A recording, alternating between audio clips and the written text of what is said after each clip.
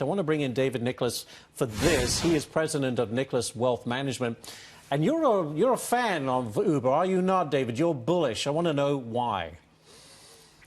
Actually, I am bullish. You know, I did buy Uber on the day of its IPO, and I was kind of by myself on that in a lot of ways. But I'll tell you, I was encouraged to see the coverage that came out this week. Morgan, Goldman, Barclays, they all had buy ratings on the stock. Yeah. If you look at what the average price target was, a little over $54 a share, that's a 20% implied upside from here. And I thought this was interesting, actually. There was not one coverage that gave a sell rating. So I think there's upside here for Uber. And one of the areas that I really see upside is in Uber Eats. Yes. I think it's an area that we've seen continued growth, over 100% growth for the last year. So I think investors should have some patience. I think there's some real upside here for Uber. Yeah, imagine if they could make a profit on the ride-hailing side. They would be doing very well indeed. But I also wanted to ask you about Disney. You like Disney. And we just did a story on that survey. Apparently people and younger people can't wait to get this service up and running. They're happy to pay for it.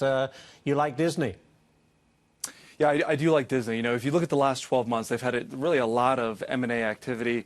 They're buying of Fox, their takeover of Hulu. I think Disney really has its eyes set on Netflix. The stat that you just said, how, you know, with their streaming services, Disney Plus, ESPN Plus, they're really trying to be a player in this space. It seems like anything Disney touches, it turns to gold. So I do think there's upside for the stock. I mean, you're going to be careful. I mean, the stock's up over 20% year to date. I mean, we could see some pullback short term for Disney, but I think any type of pullback for the stock makes for an absolute great buying opportunity. I think the future's still pretty bright.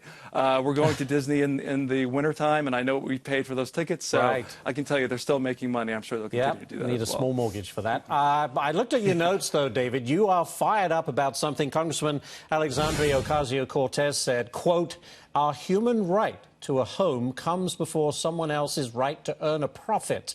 So basically, she wants everyone to get a free house, no strings attached. You think that's a great idea?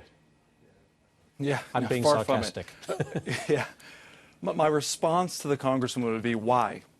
Why should the federal government provide us free house? Why should the federal government provide public education, free cars? I just get so frustrated, Ashley, because it seems like most elected officials don't understand the concept of inalienable rights. Okay? Inalienable rights are given to us by God, and governments were instituted to secure those rights. The role of government is not to provide us things. But I will make a distinction.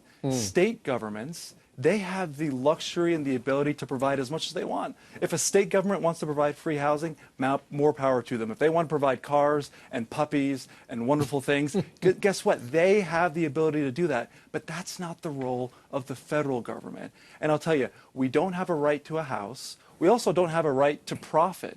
You have to work for both of those things. Right. And if you're not willing to work hard for those, you deserve neither. Well said, sir. David Nicholas, thank you so much for joining us on this Friday. Really appreciate it. Thank you, David.